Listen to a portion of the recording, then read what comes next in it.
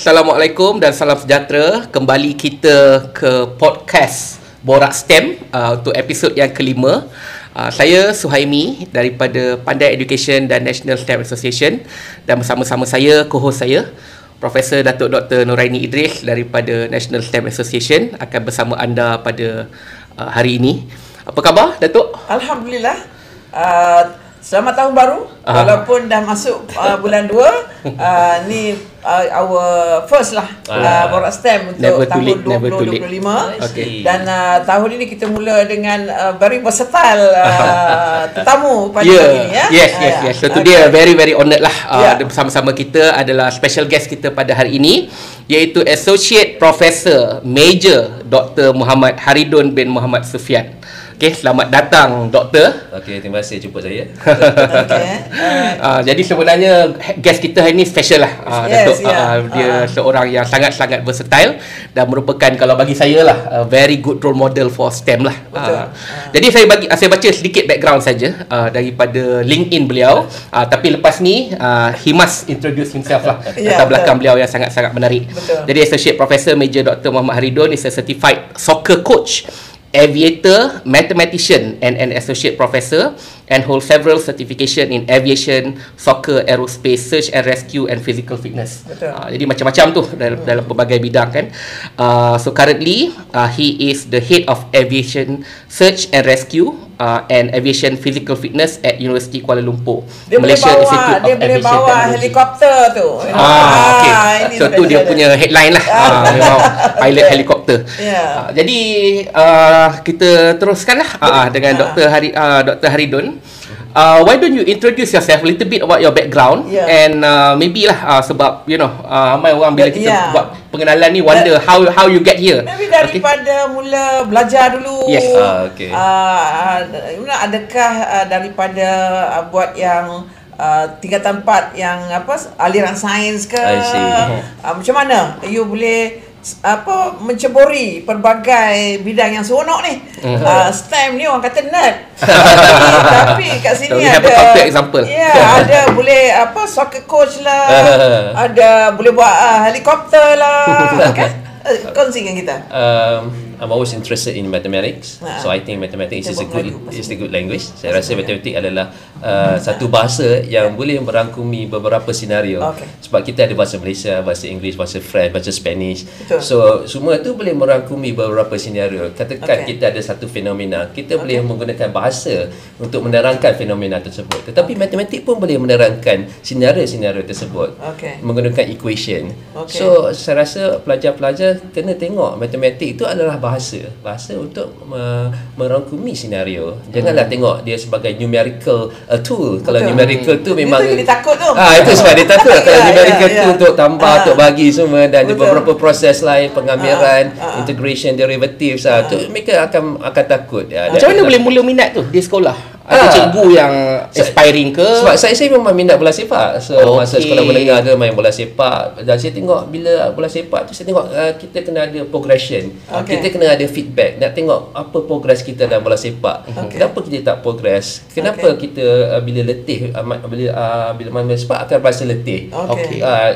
Lepas tu bila saya membaca, saya tengok sebenarnya matematik boleh merangkumi senario tersebut. Kita boleh calculate kita punya fitness, boleh calculate kita punya tactical skills, boleh calculate kita punya technical skill as well. Kalau sekarang ni bolehlah kita kata boleh calculate tadi sebagainya. Tapi masa di sekolah dulu tu, macam mana nak nampak yang aku nak menang ni. Dulu sepak bola je. Sepak bola saja, lari ke padang semua. Tapi sekarang ni macam mana aku nak menang tadi tu, dan macam mana pula ilmu matematik tadi tu timbul. Macam mana? Sebab saya ada jumpa satu buku di mana dia merupakan sains dalam bola sepak. So sana ada banyak mathematical equation dia. So dari sana saya terfikir, adakah ini boleh membantu saya untuk progress, untuk melatih diri saya supaya saya menjadi seorang pemain bola sepak yang lebih arif lagi. So dari sanalah saya suka matematik, dan bila saya baca ni, saya tengok matematik boleh guna di dalam bidang-bidang lain juga. So bila kita main bola sepak tu, kita ada 11 pemain. Ya, betul. Jadi you main posisi apa? Dulu I main winger, right wing. Right wing. Cerita sikit latar belakang dalam sukan bola sepak ni. Lebih menarik, jadi, inspired.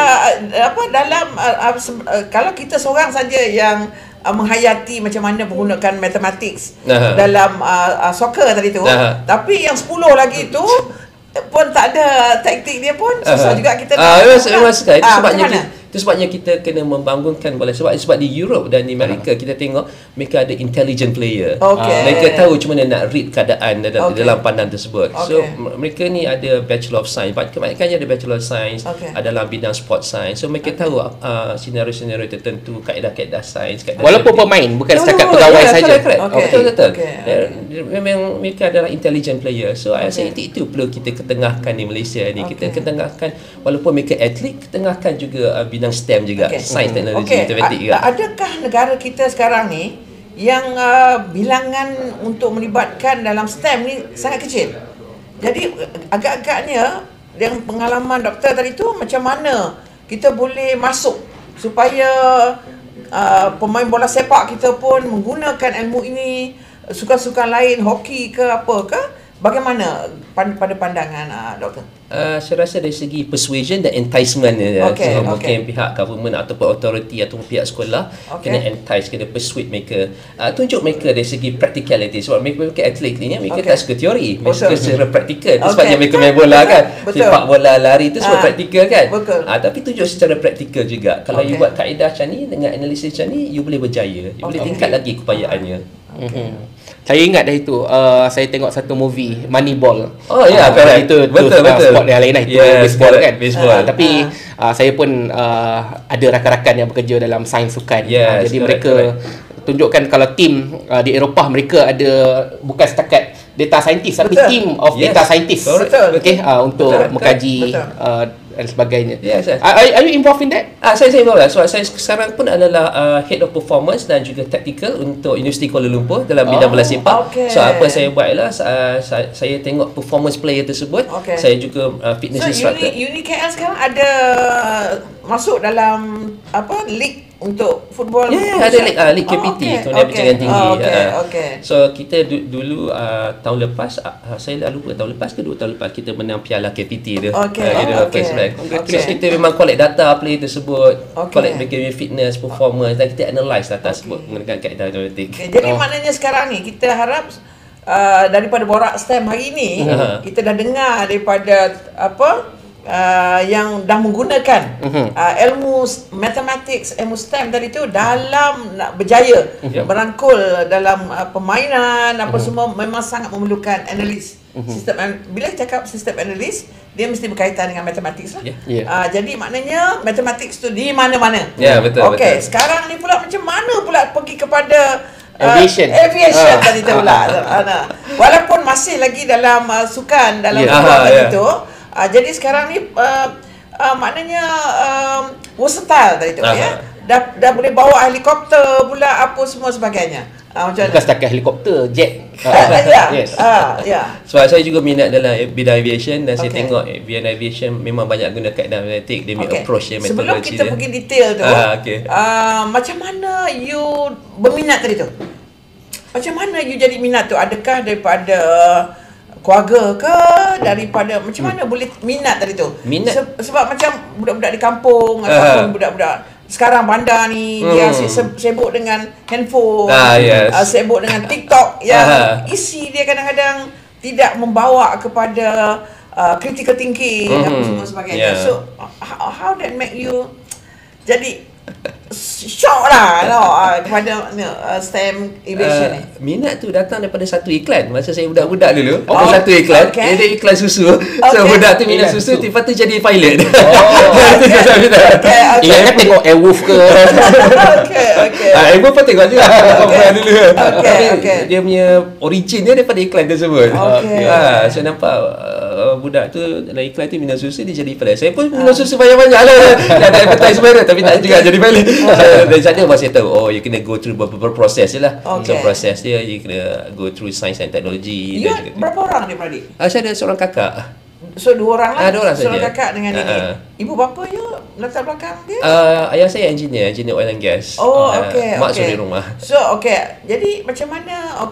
Ayah maksud sibuk lah kan. Jadi yang ibu tadi tu sebagai suri rumah, macam mana dia develop minat you terhadap menjadi seorang yang berbagai dalam bidang STEM sekarang ni? Sebab selalunya bila kita budak-budak kan, kita suka benda-benda praktikal kan. Tak suka teori sangat kan. So memang mak beli mainan-mainan yang kita boleh bina structure, macam bina bridge, bina bangunan. So dari sana boleh terapkan minat STEM juga sana. Betul. Your education background is in mechanical engineering kan, kalau tak silap saya. Jadi sekarang ni kita kat negara kita, bila sekarang ni kita tengok perubahan cuaca. Bila perubahan cuaca tadi tu, kita punya yang dalam pertanian agak mencabarlah untuk menanam pertanian dia apa semua sebagainya.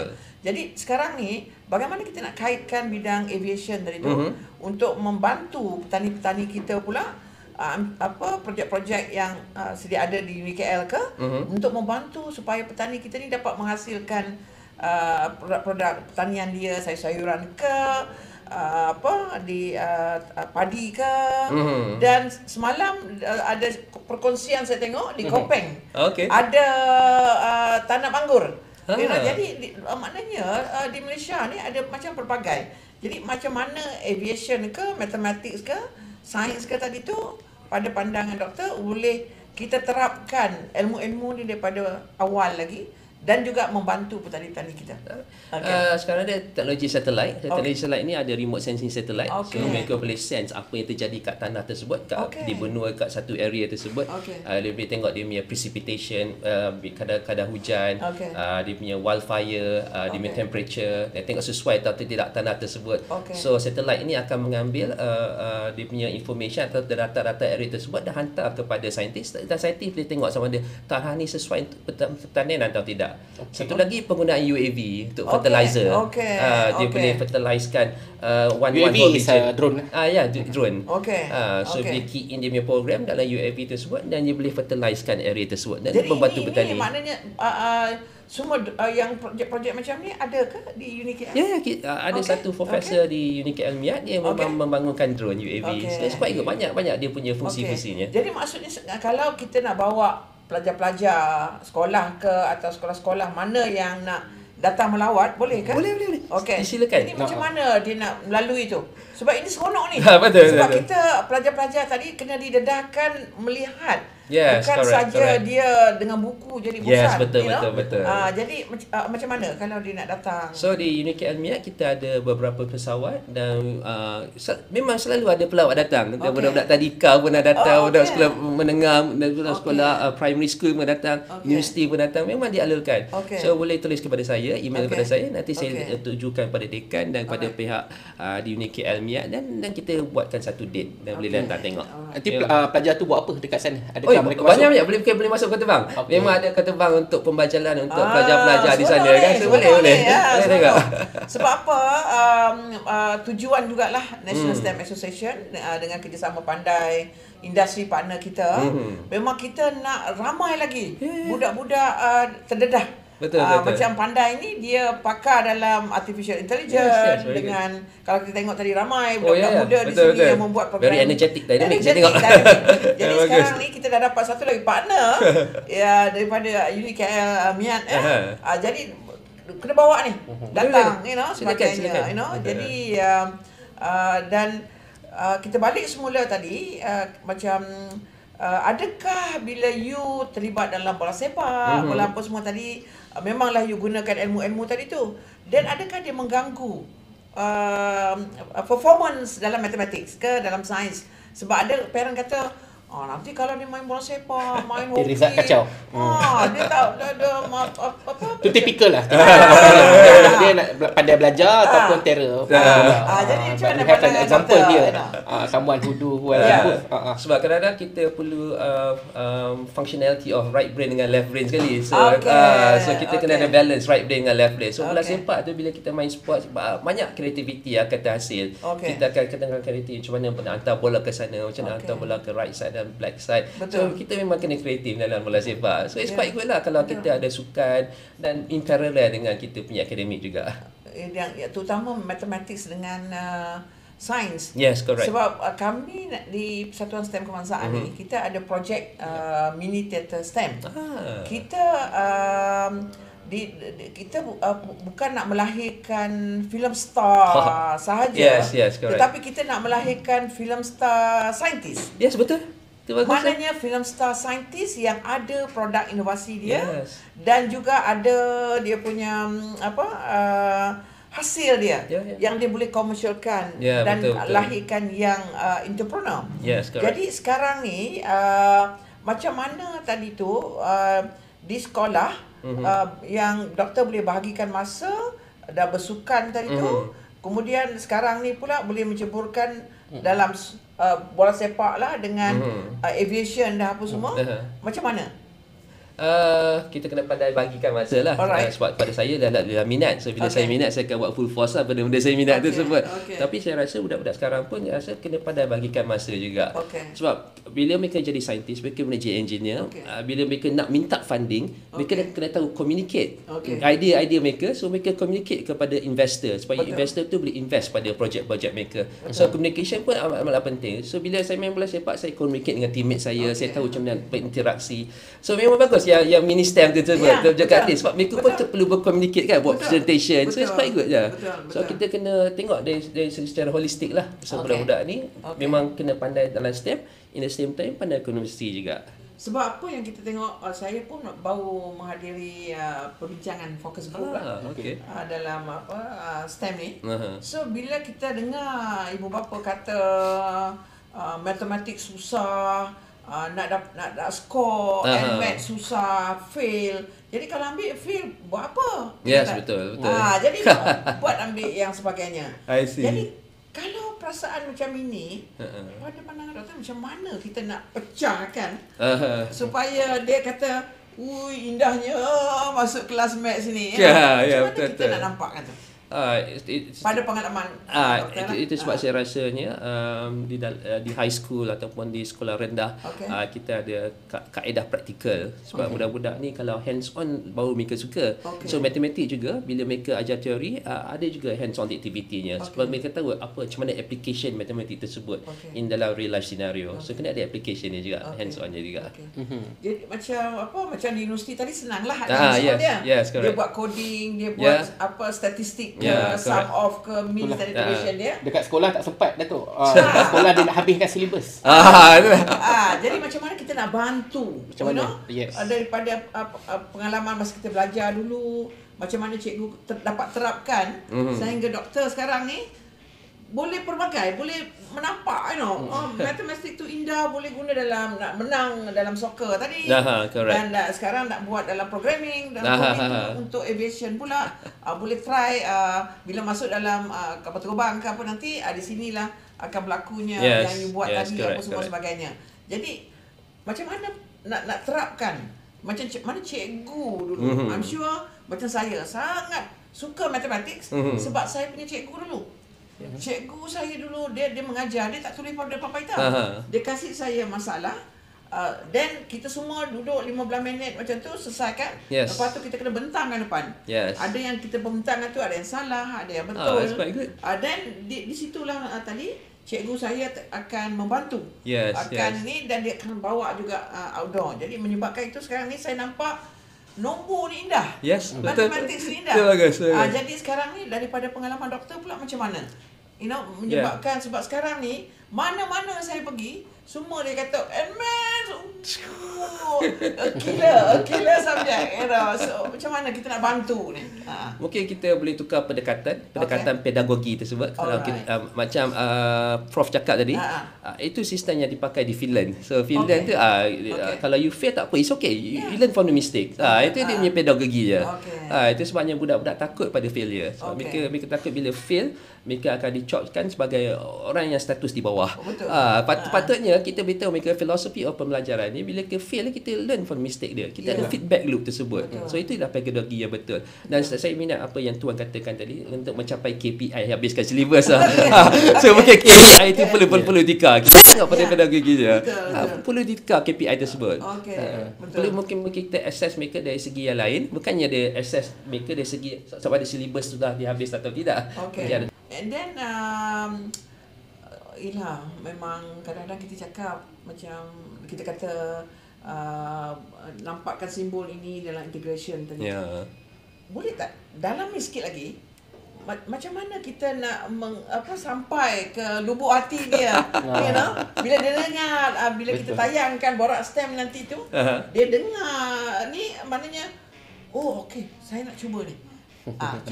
Cuba dalami sikit lagi. Memang kita akan kata satu memang semua kena terapkan sekarang ni. Semua yang macam luas lah, cerita parameter itu adalah bahasa mathematics yang kita nak gunakan dalam kehidupan seharian kita. Yang kita kena gunakan selalu. You know, jadi dan konsep-konsep tadi tu macam nak nampakkan lagi macam mana dia boleh masuk bila dia dengar borak STEM di live kan nanti, macam mana dia boleh sentuh hati dia. Okey, bila dengar Dr. Harrison kata dia, now saya nampak mathematics tu indah. Maybe nanti dalamkan sikit lagi. Ada satu movie A Beautiful Mind, John Nash, dia mathematician. Kalau kita tengok, sebab ada kawan-kawan saya yang tak minat matematik, bila tengok cerita tu, mereka tiba-tiba minat matematik. Satu kena tengok movie A Beautiful Mind. Beautiful Mind. Kita kena tengok tu. Dia cerita pasal John Nash, mathematician. So dia merangkumi senario menggunakan matematik. Pattern kat tie saya pun dia represent dengan matematik. So kawan-kawan saya bila tengok scene tersebut tu, mereka semakin meminat dengan matematik. So dia kata saya macam ada kaedah untuk represent. Jadi sekarang ni macam mana daripada sekolah rendah, sekolah menengah, doktor didedahkan dalam maths dengan sains tadi tu. Pendedahan tu saya sebenarnya sekolah di Amerika Syarikat. Tak apa. Lepas tu baru saya balik di Malaysia pada masa sekolah menengah. Masa form 5 lah. So di sana bila saya bandingkan dengan sekolah rendah sini ataupun sekolah menengah, dia amat relax sekali lah. Dia biasa syllabus lah. So perkataan dia maknanya sekarang ni kita kena dalam sekolah satu suasana yang tenang lah. Tenang yang bukannya suruh hafal. Yes, correct. Mana kena ubah. So from that it's a good experience. Correct. Lepas tu so dia memang relax. Saya tengok sekolah menengah di sini banyak ada syllabus dia amat tinggi sekali. Sana walaupun sekolah menengah tak dia punya integration, pengkameran, derivatif tak disentuh sangat di sana tu. Bila masuk universiti tu baru diajar. So banyak didedahkan di sana untuk you fahami konsep. Fahami konsep dan juga praktikal. So yang pentingnya praktikal, hands-on praktikal. So banyak hands-on praktikal dalam bidang sains. Pergi makmal, kita dissect frog, dissect worms. Fizik dia ada teleskop dia. So banyak practicality dia kat sana tu. So itu yang akan enticekan budak-budak sekolah sebenarnya. Hands-on and practicality. Sebenarnya doktor memang bersekolah daripada kindergarten, sekolah rendah, sekolah menengah di UK. Di US. Di US. Jadi cara dia yang tenang tadi tu dan very encouraging lah maknanya. Correct. Dia ada buat banyak praktikal. Praktikal yang didedahkan yang di mana doktor menjiwai lah di situ. Jadi maknanya kita sekarang ni ke arah perlu sistem pendidikan kita juga di sekolah perlu ke arah yang tenang dan pelajar-pelajar ni dia mencuba dan mengaitkan dengan konsep-konsep. Salah satu filosofi yang diterapkannya, kalau you fail, mereka tak marah. Mereka embrace failure. Itu yang bagus. Itu yang bagus. So embracing failure itu adalah bagus. Dan kita kena ajar filosofi ini kepada pelajar-pelajar masa di primary school ataupun di high school. Dedahkan mereka failure ni sebenarnya feedback to you improve yourself. So itulah failure sebenarnya. Bukannya failure untuk menjadikan you status paling rendah di dalam strata piramid tu semua, bukan. Tak boleh ambil. Failure itu adalah untuk you menjiwai diri sendiri, you membaiki diri you sendiri. So itu yang paling bagusnya filosofi tersebut. Alright, good. And then sekarang ni kita tengok cikgu ni dia nak cuba buat perubahan di Malaysia ni. Dia nak lah.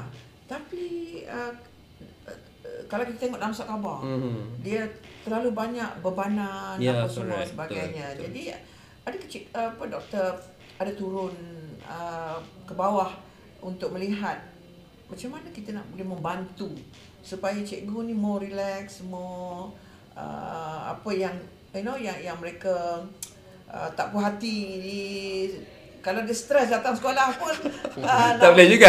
Tak boleh juga nak belajar kan. Betul. Sebab bila you ada negative portion, dia akan spread negative portion. So kita tak mau juga cikgu stres juga kan. Cikgu make positive, dia akan spread positivity. Saya juga bilang kepada Astronaut Association of Malaysia. So apa yang kita pergi sekolah-sekolah, kita buat practical. So kita buat roket. Kita buat roket kita sendiri. Solid fuel. Maknanya memang ada bahan api lah, bahan api yang keluar api tu. So kita teach mereka macam mana bina roket. So it's quite good lah sebab guru-guru yang mengajar fizik kan. Kita ambil some portion of their lecture untuk ajar mereka dan juga hands on mereka buat roket tersebut. Lepas tu kita lancarkan je. So student tersebut akan melancarkan roket tersebut. Ada countdown 10, 9, 8, 0 dipicit. Tu roket tu blast off.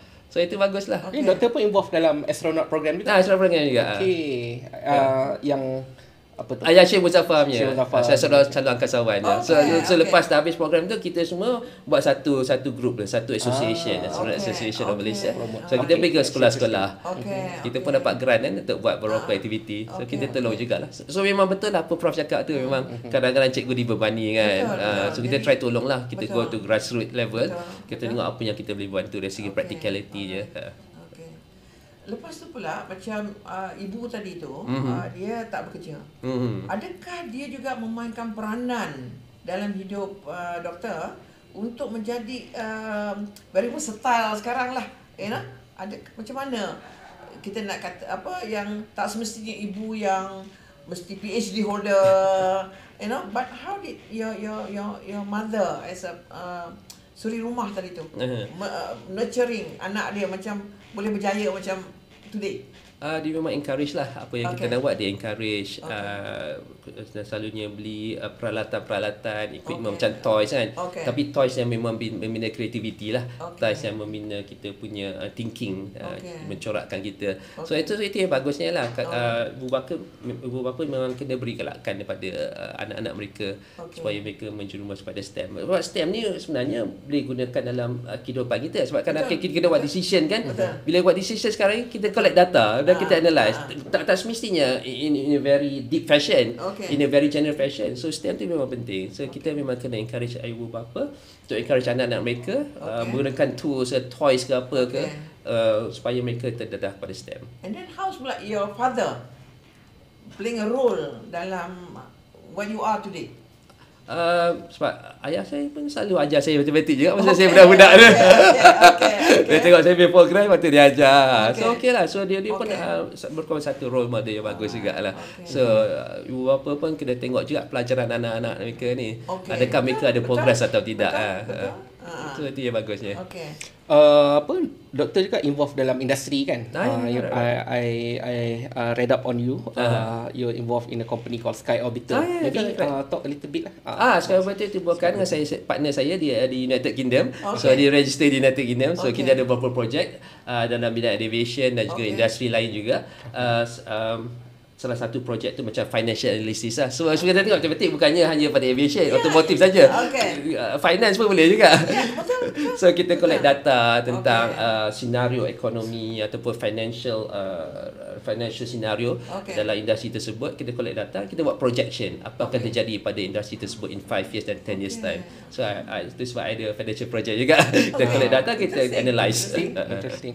So memang apa yang Dr. cerita tadi, daripada your background, very ideal lah. Tapi tak semua orang dapat ideal peluang belajar di Amerika.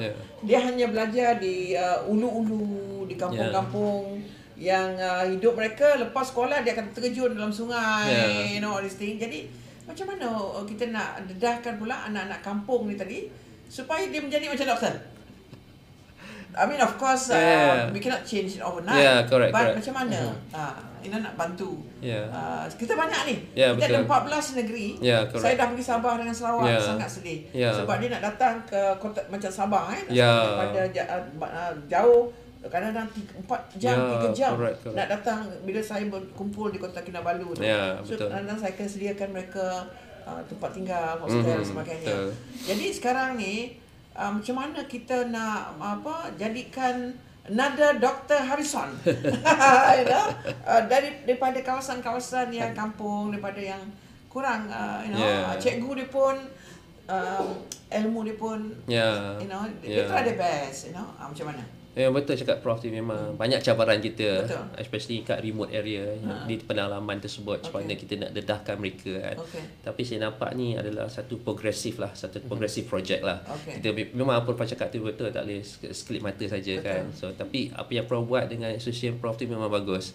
So memang kita kena continuous, perpetual. Sebab ini progression memang kena, bukan di Malaysia saja, banyak negara lain pun di West pun ada yang remote area pun ada yang tidak terdedah. So saya nampak kita continue lah effort kita sekarang ni. Masuklah ke kawasan pedalaman tersebut, kita bantu mereka, bagi mereka pendedahan. Siapa-siapa yang berminat tentang bidang aviation, bidang aerospace, boleh datanglah ke Uniki Almiat. So kita ada beberapa kapal terbang, helikopter di sana, ada simulator juga, ada kita laboratory pun ada, equipment pun ada. So mereka boleh datang sana, boleh melawat pelajar-pelajar sekolah menengah ke universiti ke, ada sekolah rendah ke, boleh datang untuk mendedahkan mereka pada aspek-aspek teknikal dan juga aspek-aspek research dalam bidang aviation. So datanglah sana sebab kita sana banyak hands on. So memang bagus, memang very exciting untuk mereka yang datang. Alright, alhamdulillah. Jadi terima kasih kami ucapkan kepada Dr. Haridun di atas perbualan yang sangat-sangat menarik Datuk. Very interesting. In fact lepas ni kita nak sambung lagi borak. Tapi untuk podcast kita boleh makan. Boleh makan. Dia lepas TV boleh makan. Tapi untuk podcast ini setakat ini saja. Terima kasih kepada semua yang menonton. Sekian, Assalamualaikum warahmatullahi wabarakatuh dan terima kasih.